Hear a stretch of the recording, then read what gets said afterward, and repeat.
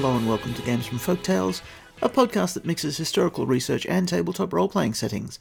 I'm your host Timothy Ferguson, and this week, one of the Cornwall episodes that will be gathered together into a gazetteer for Ars Magica 5th edition, and released on the website which accompanies this podcast.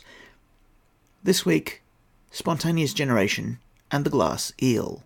The strait between Cornwall and the Scilly Islands is renowned as a haunt of eels. I'd presumed these were conger eels, which live their entire lives at sea, but it seems the common eel is also found in those waters. I did some research to make an enormous eel as a sea serpent, but struck some strange things which will be harvested for plot hooks. The common eel is part of the centre of one of the weirdest bits of science in mythic Europe, and I'll want to include it as a viz source or a source of monsters. Let's collect the ideas. In mythic Europe, creatures can emerge spontaneously from non-living matter. This was the common belief in 1220, as people were unfamiliar with microscopic life, and that insects laid eggs. The main reference to this in the current rule set is that meat forced to degrade with destructive magic spontaneously generates flies and maggots. References are made to the idea elsewhere. Bees come from rotting cow carcasses, while wasps come from rotting horses. Barnacle geese are not birds, they're a sort of highly mobile mollusk. These stories are an obvious explanation for creo-viz sources, but to people at the time, this wasn't any more magical than that some animals grow their offspring internally. There's a lengthy list of these sorts of things in Aristotle. Some of these would allow a covenant to develop industries despite not having the sort of equipment required by modern aquaculture. If scallops, clams, and razorfish, as he says, emerge spontaneously from sand, you just need water and sand to create batch after batch. You don't need to breed them or even care for them beyond a brief growth stage. Between harvests, you can drain the growth chambers entirely and just fill them up when you're ready for a new batch.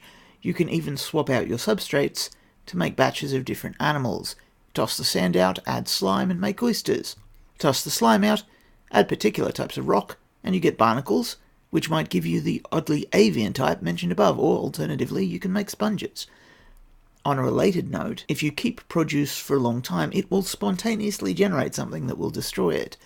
Wool generates silverfish, wheat generates mites. Even libraries, according to the architect Vitruvius, need to be careful of this because bookworms are spontaneously generated. He advocates facing libraries to the east because southern and western winds favour this undesired generation.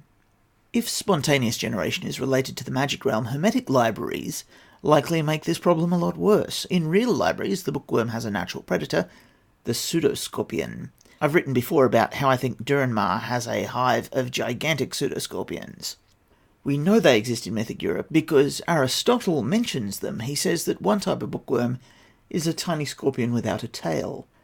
I wonder, could a Creoman from a group who memorizes books by eating them just have a huge bookworm as her familiar and throw books into it, gaining magical experience through the silver cord? It's bizarre, horrific, and useful, so maybe we should develop that.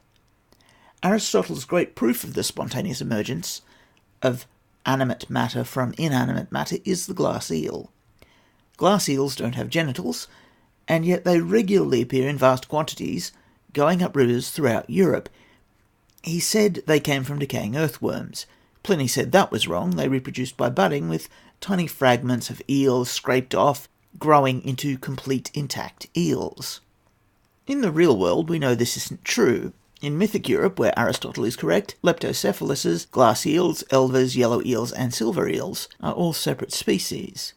In the real world, they are the life stages of a single species, and it only develops genitals in its final form. A related issue is that eels turn up in puddles and dams far from their native rivers. It's not all that odd in some areas to wander around after rains and see a thing you initially mistake for a snake and then discover it's an eel on top of a hill. This is because after rain, eels leave their rivers and seek out new waterways. They can climb the walls of artificial dams, so they turn up in all kinds of unlikely places. This makes spontaneous emergence appear far more likely to the medieval mind. A final point about eels is that their blood's poisonous. This was only demonstrated scientifically in the 20th century by proving you can provoke anaphylaxis by injecting it into laboratory animals.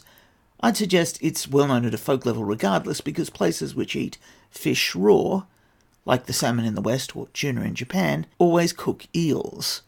Cooking breaks down the irritant in the blood. That being noted, it makes corrosive blood a lovely choice for the vast eel that lingers in the depths of the channel, picking over the bones of fallen lioness. Your saga may vary.